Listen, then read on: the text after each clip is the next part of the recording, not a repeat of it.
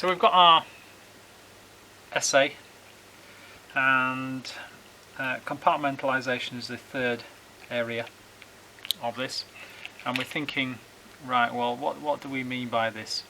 So we've got a cell, and we might have a mitochondrion there, and the reactions that occur inside this mitochondrion want to be separate from the other general cytoplasmic reactions. We want to keep these, maybe these enzymes separate, these different membranes being used.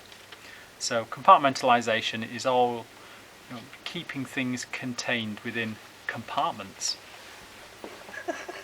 Yes.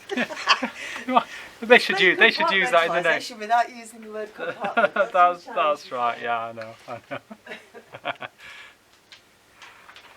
And it allows us to move these compartments to where they're actually needed. So, for example, in muscle cells, you could have lots of mitochondria where they're needed,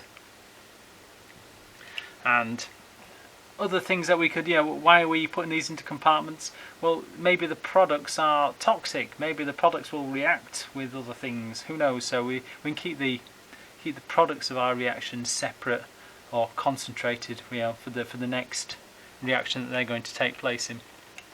So we just need to summarise that. Compartmentalisation is reactions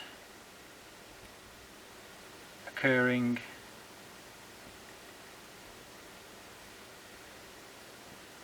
in a small volume or in isolation. So some sort of definition of what we're actually talking about. We can keep the products separate from the cytoplasm.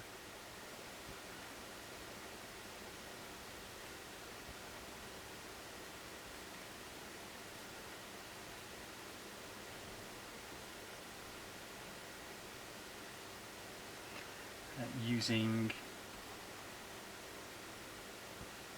membranes. Remember the function of membranes to keep, to control what goes across them, so we can use proteins, channels, pumps, to maintain this barrier, but allow things across or not across. And also within organelles.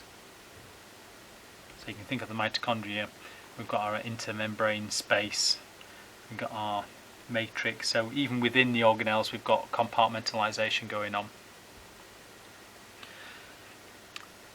And this allows movement of these organelles to where they're actually needed, perhaps within the cell. So, e.g., can use mitochondria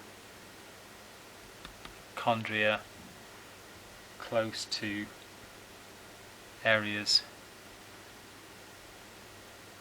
needing ATP.